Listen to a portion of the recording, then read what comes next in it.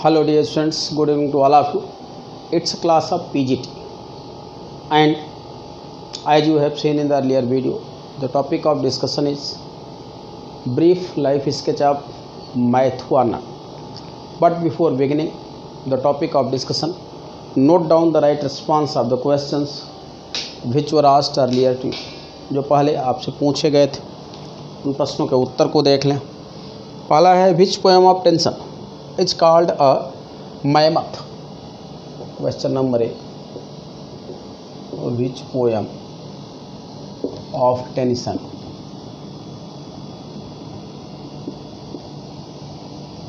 Is called a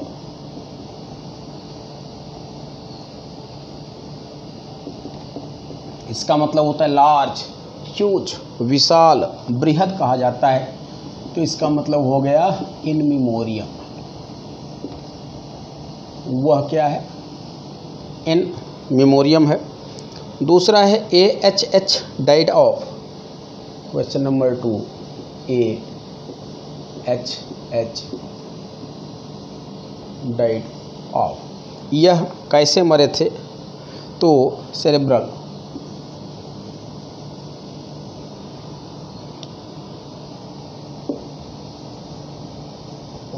REH haemorrhage लिखा. Cerebral haemorrhage या brain haemorrhage. Next question number 3 है when Tennyson compose In Memoriam its original title was. When Tennyson composed In Memoriam its title was.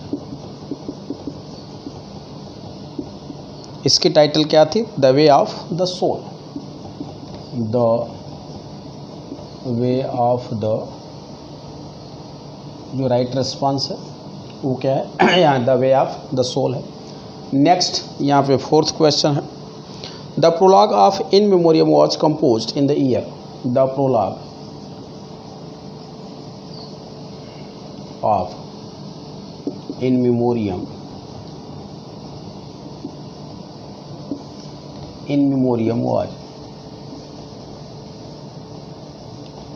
was composed in the year. यह कब लिखा गया?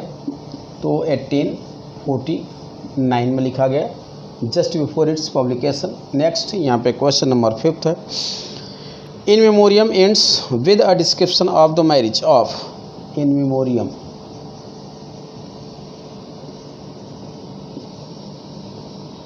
memoriam ends with a description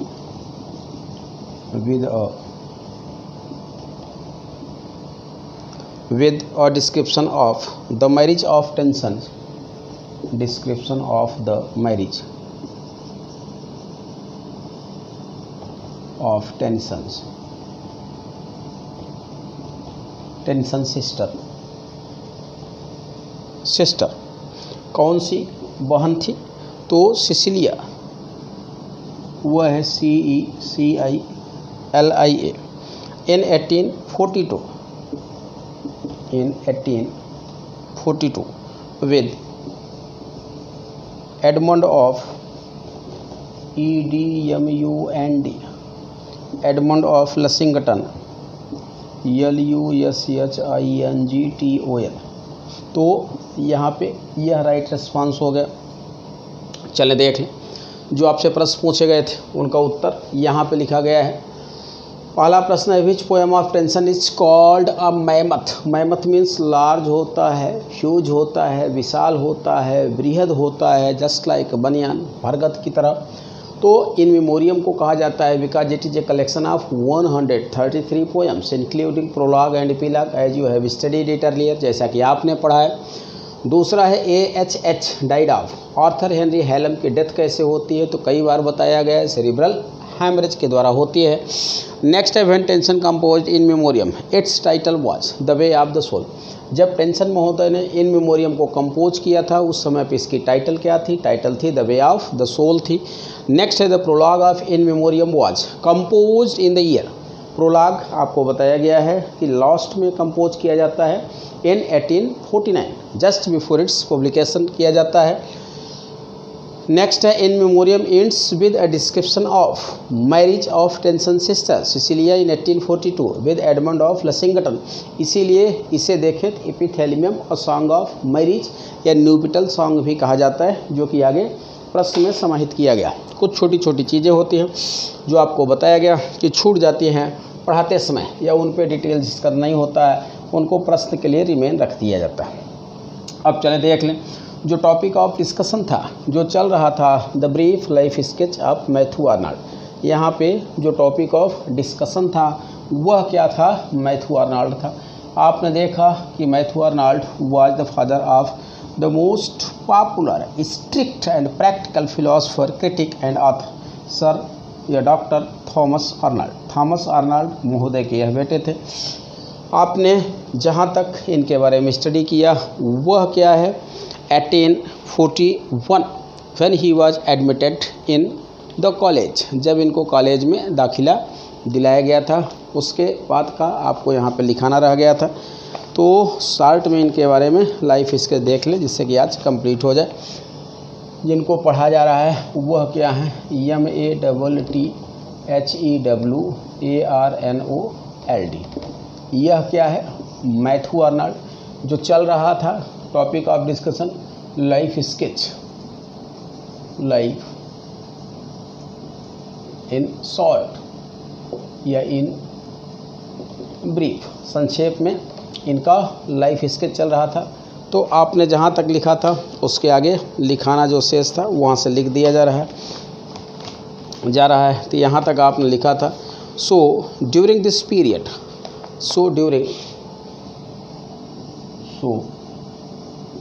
during this period.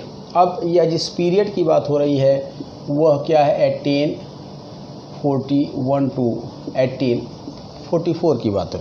So during this period Arnold enjoyed a high social position. During this period Arnold enjoyed a high social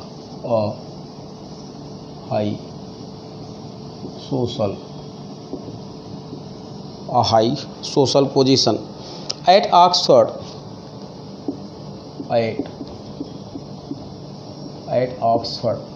for his physical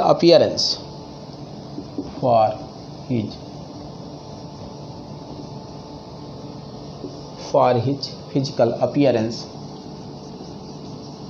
EARAN, for his physical appearance, and he became popular under his nickname appearance, and he became popular under लिखा है, under his popular under his nickname dandy, DANDY, ध्यान दीजिएगा, और dandy और दामुदी DAMU परीक्षा में आ चुका है। डैंडी और दामुदी होता है, दामुदी या फिलांडरर, PHILANDERER, फिलांडरर। इन 1843 आर्नल्ड्स पोएम क्रॉमवेल या फिलांडरर, यहाँ तक देख लें। तो यहाँ देखें आर्नल्ड महोदय का जो लाइफ है ऑक्सफोर्ड में, जिसको अभी आपने देखा, तो यहाँ पे काफ़ी कुछ प्रेस्टिजियस लाइफ यह यहाँ पे जीते हैं। Oxford friendship during this period. Next है ड्यूरिंग हिज स्टे, ऐसे कर ले, during his stay at Oxford, his stay at Oxford, his friendship became stronger. His friendship became stronger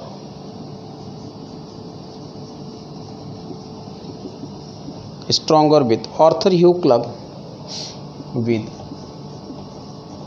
Arthur Hugh, जिसके ऊपर थर्स्ट लेटर ऑन लिखा Arthur Hugh Clough. 1819 इनका DOB है 1819 से 1861। ध्यान रखिएगा, पूछता है कि Arthur Hugh Clough died in the year, तो 1861 होता है। और रग्बी प्यूपल और RUGBY PUPIL, यह भी इनके पिताजी के शिष्यों में शुमार थे। नेक्स्ट है his father died suddenly in 1842 when Arnold was in Oxford. His father in 1842 when Arnold was in Oxford, his father's Dr. Thomas Arnold suddenly died.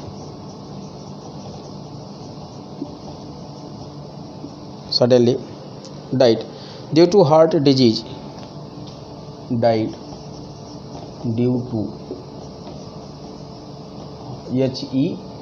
HEART है, A है, RT heart, disease DI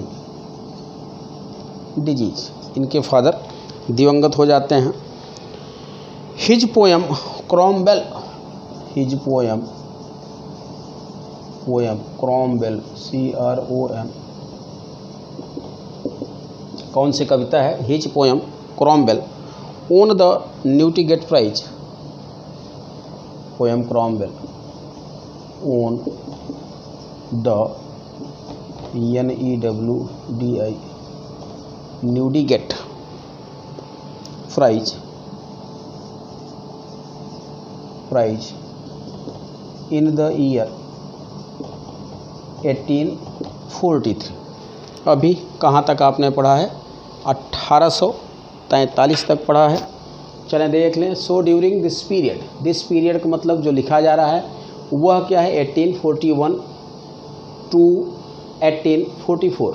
Arnold enjoyed a high social position at Oxford for his physical appearance and he became popular under his nickname Dandy or दामोदी।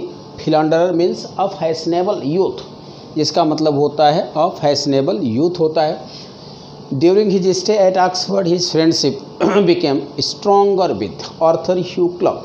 1819 Arthur Hugh Clough का birth है। 1861 death है। Rugby chapel pupil या a favourite pupil of his father थे। In 1842 when Arnold was in Oxford his father doctor Thomas Arnold suddenly died due to heart disease. दिवंगत हो जाते हैं। यह डेट भी बहुत पूछता है, ध्यान रखिएगा डॉक्टर थॉमस आर्नल्ड की डेथ का। नेक्स्ट है his poem Cromwell on the Newdigate prize in the year 1843। यह सीरियल वाइज जो महत्वपूर्ण फैक्ट्स हैं उन्हें लिखाया जा रहा है। अब देख रहे हैं कि व्हेन हिज फादर डाइड, जब आर्नल्ड महोदय के father, just like to Tennyson when his father died all the responsibility of the family came on the shoulders of this young youth. सब कुछ जो जिम्मेवारी थी यह इनके कंधों पे आ जाती है, माने the responsibility of the younger brothers and sisters. जो भी इनके भाई बहन थे, सिबलिंग्स थे, उनकी जिम्मेदारी आर्नल्ड महोदय के ऊपर आ जाती है। इन 1844 1842 में फादर एक्सपायर करते हैं। 1844 में Arnold graduated in second division.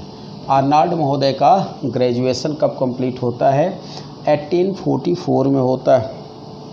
अब देखें फ्रॉम 1844 टू 1851 नियरली देख रहे हैं कि 6 years फॉर मच टिपिकल या 6 or 7 years for much typical in the life of Arnold. यह इनके जीवन में काफ़ी कुछ टिपिकल होता है, तो यहाँ पे लिखा गया है इन 1844। नेक्स्ट पॉइंट है इन 1844 Arnold, in 1844 Arnold completed his, चलिए BA ही लिख दिया जा रहा है, his BA in माने graduation in second division, in second BA, in second division from यह किससे किया था? Literal LITERAL humanities HUMAIO,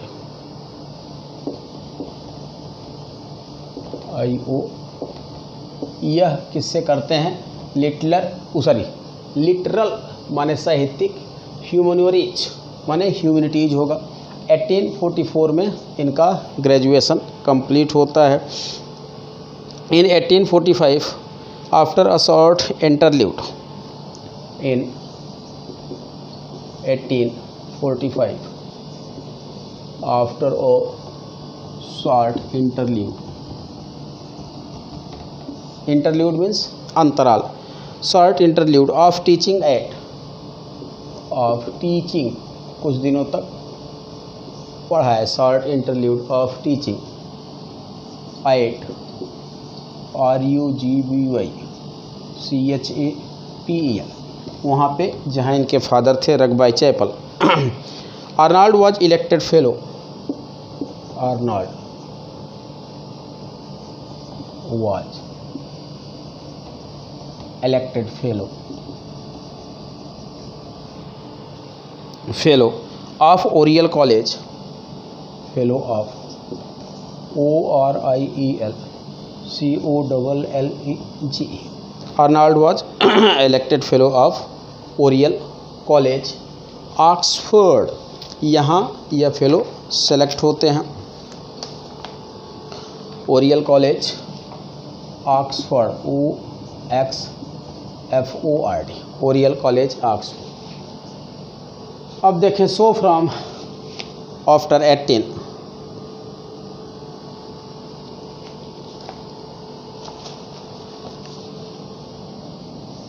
so from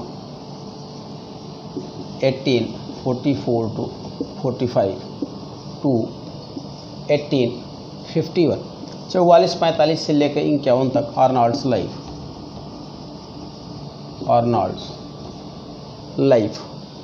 was full of great ups and downs का मतलब उठा फटक हो गए, downs. when he was much frustrated,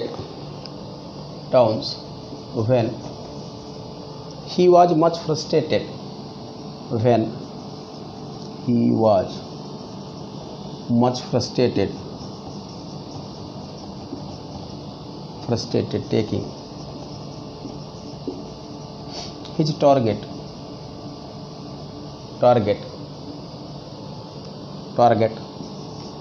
of life in future। चलें देख लें। अब यह 1845-46 से पुनः इनको देखें तो 1844 जब ग्रेजुएशन करते हैं, उसके बाद 1845 7-8 महीने आर्नल्ड महोदय ने टीचिंग किया। टीचिंग कहाँ पे किया? इन्होंने in the school of his father की प्लेस पे इनको रखा जाता है। टीचिंग में he was not interested to teach, यह स्वतः शिक्षक बनने के मूड में नहीं थे। तो he was much frustrated, frustration का 2 रीज़न था। एक taking the target of future, taking the real aim of future, यह रीज़न था। तो दूसरा देखें कि the responsibility of the family, जो भी सिबलिंग्स थे, all the responsibility being the eldest son of the family came on the soldiers of mister Arnold, इनके कंधों पे आ जाते हैं। तो he was much frustrated during this period. In 1846 ऐसा कहा जाता है कि 1846 में इलिसा रैचल, जिसको आर्नल्ड महोदय ने डिवाइन रैचल कहा है, वह फ्रांस की ओपेरा डांसर हैं। उनका प्रोग्राम होता है लंदन में, यह महोदय भी उसको देखने जाते हैं। So in 1846, in 1846 1846 in 1846 Arnold falls madly in love with, Arnold falls madly in love with Elisa Rachel, ELISA RACHEL. Elisa Rachel, a French opera dancer. देख लें, dancer and actor, a French dancer and actor who performed her dance in London. Who performed her dance in London. Arnold secretly went with her to Paris. Arnold secretly went with her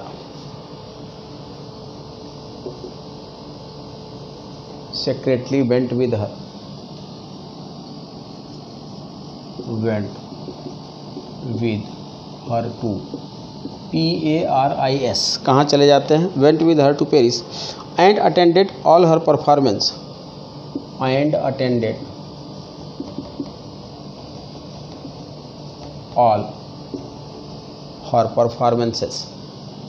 All her जितने भी कार्यक्रम होते थे उन सबको इन्होंने attend किया. All her performances and began to learn the French lessons of clothing. And began to learn French lessons of clothing, clothing, tongue and dancing. यह वस्त्राभूषण, भाषा TONGUE लिखा है, एंड डांसिंग सीखना शुरू कर देते, dancing. Arnold called her divine Elisa Rachel. Arnold called her ARNO, Arnold called her. ध्यान रखिएगा, पूछता है divine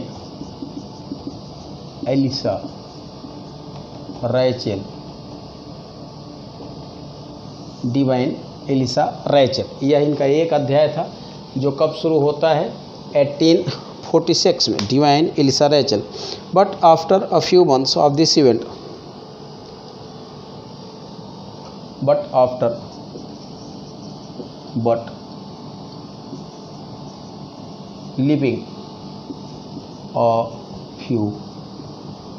but living a few months in France, in Paris, Arnold,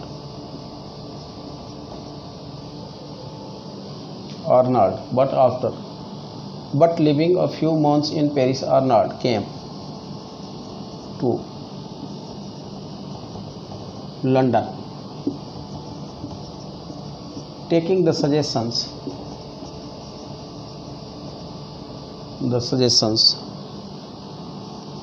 of his mother. यहाँ तक इनके लव का एक अध्याय हो गया. दूसरा जो थी वह मार्गराइट हैं, उनको भी देखना है. तो आपने देखा कि इनका जो 1844 या 1845 से 1851 का जो पीरियड था अप्स एंड डाउन्स का, तो उस पीरियड में इनके साथ जो घटनाएं घटी थी उसी का चित्रण यहाँ पे किया जा रहा है. यहाँ लिखा है, in 1846 Arnold falls madly in love with Elisa Rachel, ELISA RACHEL, a French dancer and actor, a French opera dancer and actor कह सकते हैं, who performed her dance in London, जिन्होंने कि अपने कार्यक्रम लंदन में पेश किया था. Arnold secretly went with her, चुपचाप इनके साथ चले जाते हैं to Paris, and attended all her performances, जितने इनके कार्यक्रम होते हैं अटेंड करते हैं. And began to learn French lessons of clothing, tongue माने भाषा, and dancing. Arnold called her divine Elisa Rachel. यह अब पूछा जाता है, ध्यान रखिएगा, divine Elisa Rachel. But living a few months in Paris, Arnold came to London taking the suggestions of his mother. यह इनकी मदर ने सलाह दिया कि being the eldest son of the family, you are responsible you are responsible to manage the expenses, the education, etc for the rest of family members। कहा, समझाया उन्होंने कि बेटा तुम बड़े हो, परिवार की जो भी जिम्मेदारी है वह तुम्हारे ऊपर है। इनको भी समझ जाता है I can't be a good dancer and these things are not suitable according to my personality. Arnold महोदय को भी समझ में आ जाता है कि यह सभी चीज़ें हमारे व्यक्तित्व के खिलाफ हैं। अंततः इनके फादर भी नहीं थे, मदर का सजेशन और अपना जो निज का आउटलुक था उसके कारण यह वापस चले जाते हैं। Arnold began to work as a private secretary. अब इसके बाद देखें तो आर्नाल्ड महोदय, अभी आपने देखा कि वापस यहाँ लौट करके आ जाते हैं। जब यहाँ पे आ जाते हैं तो Arnold began to work in 1847, वह 1846 था। In 1847 Arnold began to work Arnold began to work as a private secretary,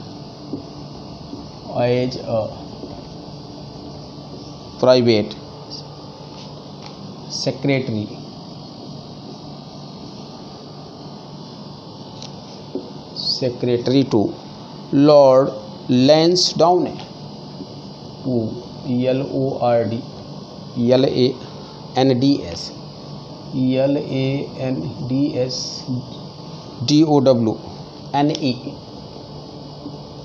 Lord Lansdowne, या इसको फिर से लिख दिया जाता है, यह है लॉर्ड LANDSDOWNE, लॉर्ड लैंसडाउन।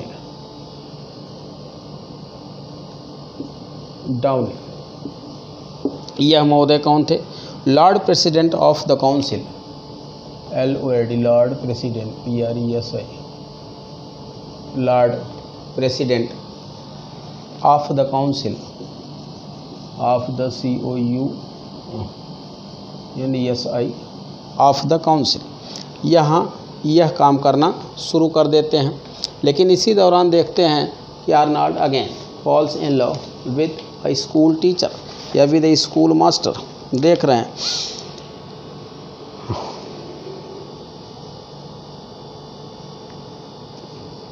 का नाम है Margaret.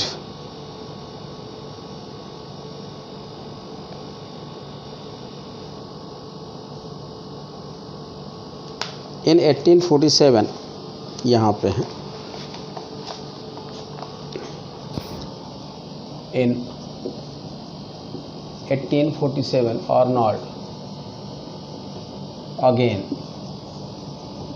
again falls in love with a French school teacher,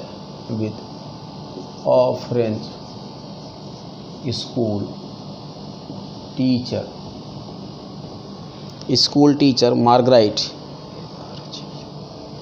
MARGUERI, school teacher Marguerite, with whom Arnold wanted to marry, with whom Arnold wanted, इनके साथ शादी करना चाह रहे थे। Arnold wanted to marry but the proposal of marry was broken, but the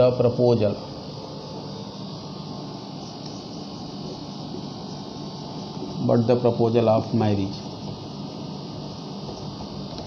was broken, marriage was broken, full stop. Although Arnold has composed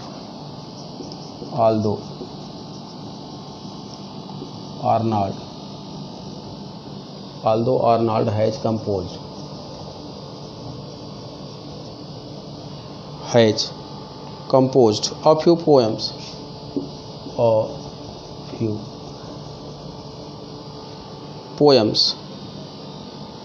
on her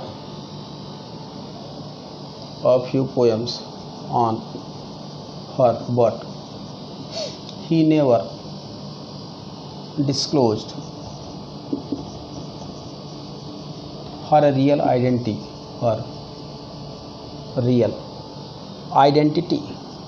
IDENTI, real identity.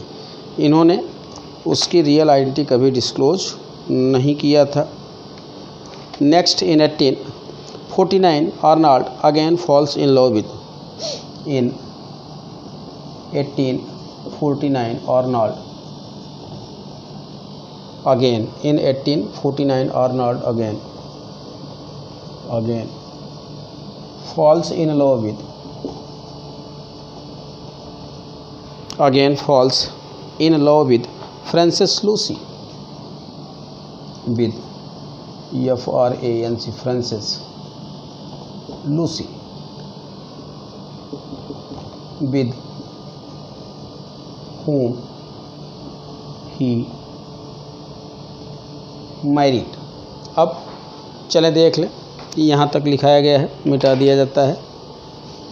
In 1847 Arnold began to work as a private secretary to Lord Lansdowne, LANSDOWN लिखा है, Lord Lansdowne, Lord president of the council. इनके यहाँ private secretary के रूप में कार्य करना शुरू कर देते हैं।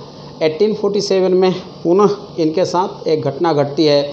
Arnold again falls in love with a French school teacher, French school teacher से इनका लव हो जाता है, जिनका नाम है Margaret, with whom Arnold wanted to marry, जिनके साथ यह शादी करना चाह रहे थे।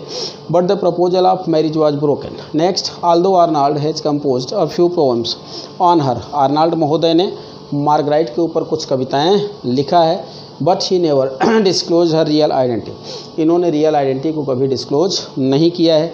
इन 1849 Arnold again falls in love with, 1849 में इनको पुनः लव हो जाता है Francis Lucy Whitman, with home he married in 1851, married in.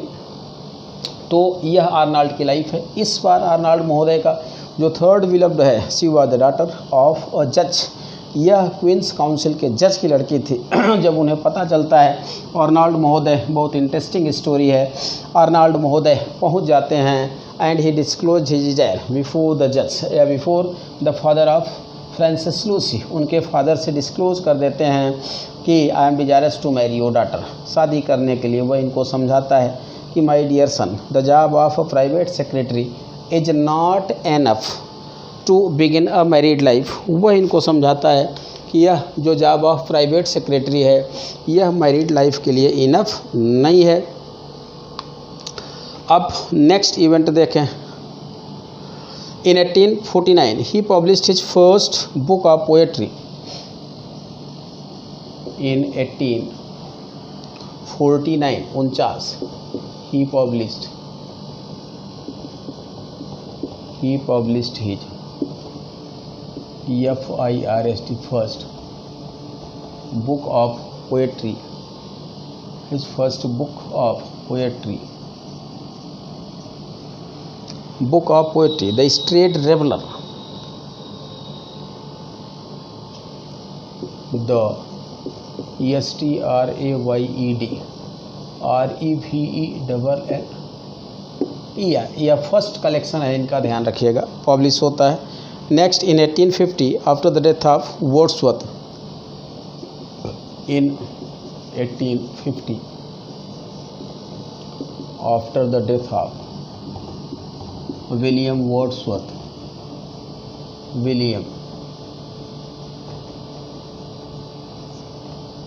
1850 after the death of William Wordsworth, Arnold published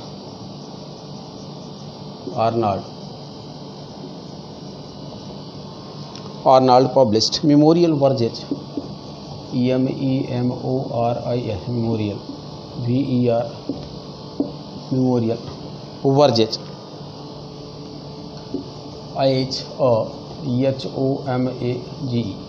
as a homage to the, ध्यान रखिएगा, 3 eminent, EMINENT, to the 3 eminent poets poets of the day who died recently, who died recently. William Wordsworth, William Wordsworth, G-O-T-H-E होता है, G-O गोथे या गेटे, and Lord B-Y-R-O-N, यह कितने लोगों को लिखी गई है? लॉर्ड बायरन लिखी गई है। It was published in freshers magazine, it was published in freshers magazine, F-R-A-S-E-R M-A-G-A-Z-I-N, it was published in freshers magazine हो गई। इन April 1851,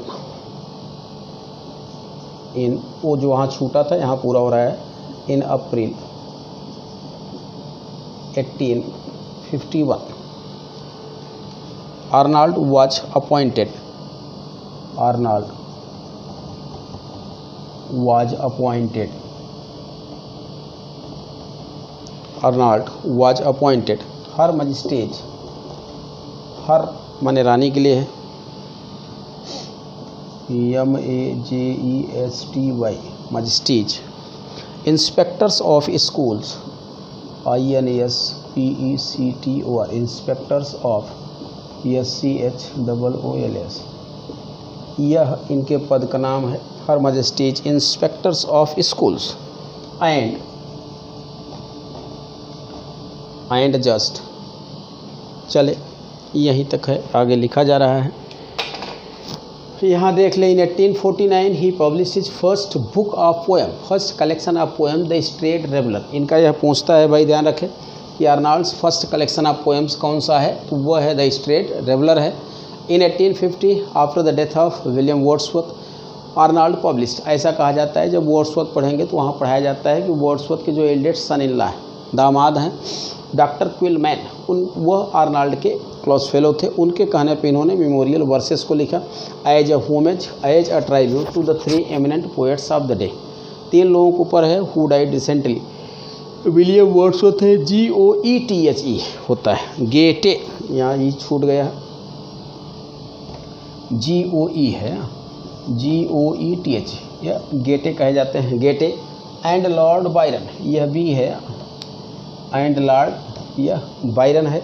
it was published in freshers magazine, यह प्रकाशित होती है फ्रेशर्स मैगजीन में। इन April 1851 Arnold was appointed her magistrate inspectors of school, यह appoint होते हैं inspectors of school. And just जो लिखा है इसके आगे वहाँ लिखा जा रहा है, and just after 2 months getting the job, ठीक 2 महीने यह नौकरी पाने के बाद Arnold was happily married with his long waited beloved from 1849 means Lucy या फ्रांसिस लूसी। 1851 में जब यह बनते हैं, इसके पहले की कहानी आपको बताई गई थी। आर्नल्ड देखें, a very Frank speaker, a fluent and Frank speaker, यह घर पहुंच जाते हैं जब इनके फादर इल्ला ने कहा कि the job of private secretary is not enough to begin the married life, शादीशुदा वैवाहिक ज़िंदगी शुरू करने के लिए यह पर्याप्त नहीं है। तो वहाँ जो छोड़ा गया था वही लिखा जा रहा है, and just after 2 months of, and just after 2 months of getting the job of inspector, INSPE, inspectors of schools, Arnold happily married with his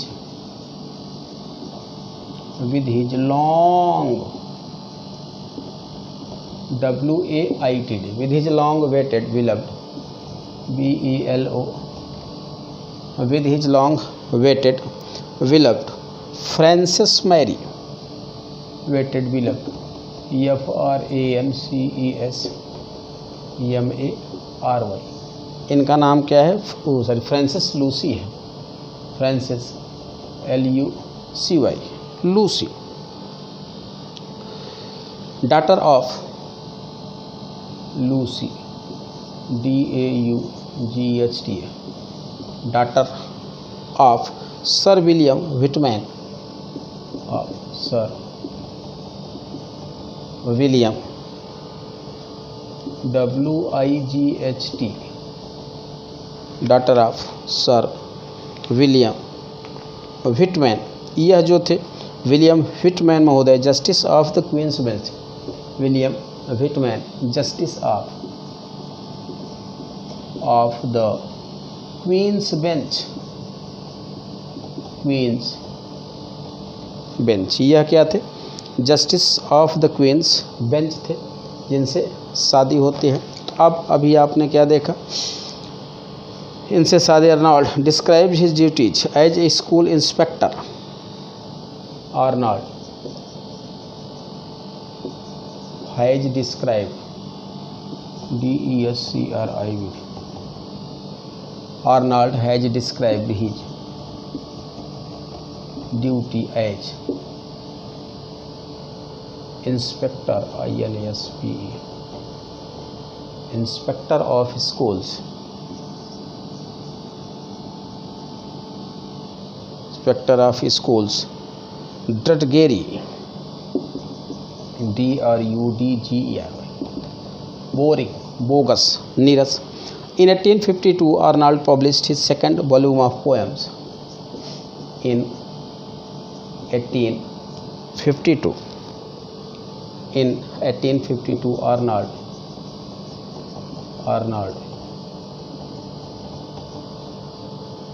published his second volume of poems,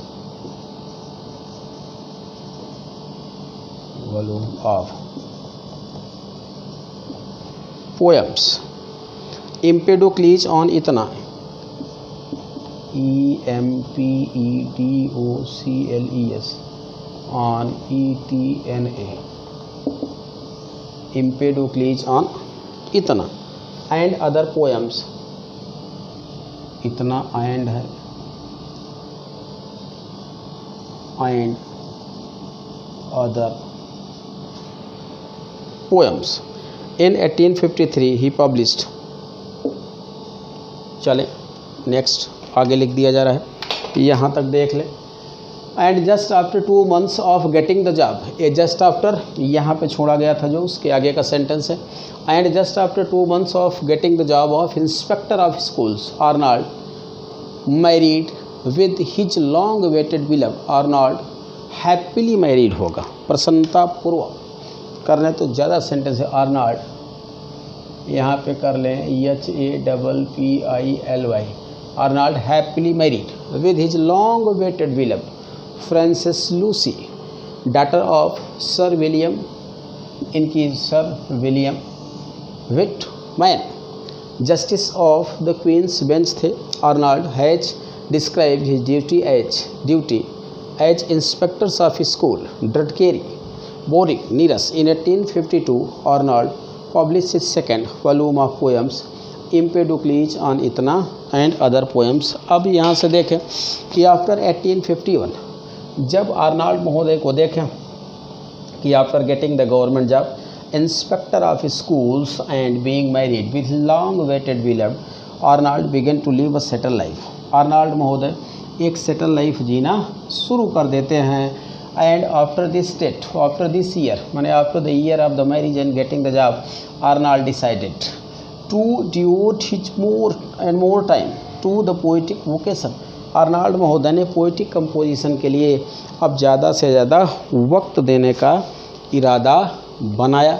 तो यहाँ तक के जो फैक्ट्स हैं उसको देख लें।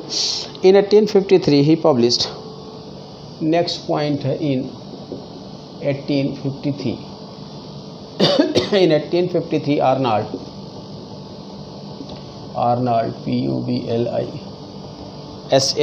Published, Arnold published poems, a new edition.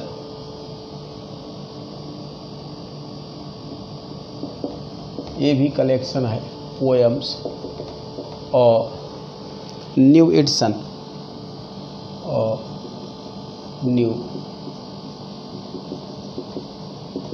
यह कब प्रकाशित होता है? 1853 में होता है। In 1857, Arnold was elected. In 1857, Arnold was elected.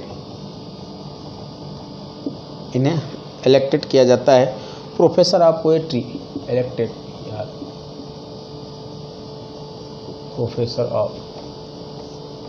Professor of poetry, and he was the first in this position. Poetry, and he was the first in this position to deliver his lectures in English. This position to deliver his lectures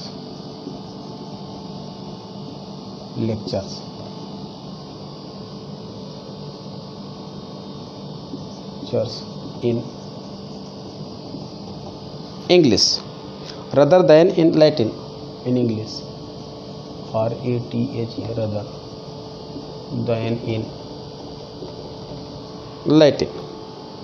He was re-elected in 1862. He was re-elected in 1862. 1862 में पुनः elect होते हैं, री-इलेक्टेड इन 1862। चले देख लें। अब यहाँ तक जो इम्पोर्टेंट फैक्ट्स थे, अभी आपने आर्नल्ड के बारे में, इनके लाइफ स्केच के बारे में, उनको आपने देखा, उनको लिखा है। अब उसके बाद जो कुछ फैक्ट्स रह गए हैं वह नेक्स्ट वीडियो में हो जाएंगे। तो नेक्स्ट वीडियो से इम्पॉर्टेंट या रिमार्केबल पोएम्स ऑफ आर्नल्ड शुरू हो जाएगा। जैसा कि आपको बताया गया है कि the study of Matthew Arnold is divided into 2 part. इनके बारे में जो अध्ययन है वह 2 पार्ट में होता है, as a poet, as a critic. जो इनका पोइटिक आउटपुट है वो बहुत शार्ट है, जो भी टाइम इनमें लगता है वह किस में लगता है, वह जो है इनके क्रिटिकल वर्क्स में लगता है। तो अब नेक्स्ट वीडियो में लाइफ स्केच क्लोज हो जाएगा। आज का जो नेक्स्ट क्वेश्चन है, in memoriam is divided into, यह कितने पार्ट में है? In memoriam is divided into, यह कितने कैंटो में है, अध्याय में है, यही बताना है, शार्ट में लिखा गया है। इन मेमोरियम इज कंपोज्ड इन, दूसरा है इन मेमोरियम इज कंपोज्ड इन, इसका स्टैंजा फॉर्म क्या है? In the stanza form, composed in the stanza form चाहे कर ले, compose in the stanza form of, कितने लाइन का स्टैंजा फॉर्म है। नेक्स्ट है what is the rhyming scheme of In memoriam, question number 3 है what is the rhyming scheme of In memoriam, in rhyming scheme of In Memoriam है। Next line है these lines are from, question number 4 है these lines are FROM from, यह lines कहाँ से हैं? It is better to have loved and lost, better to have loved and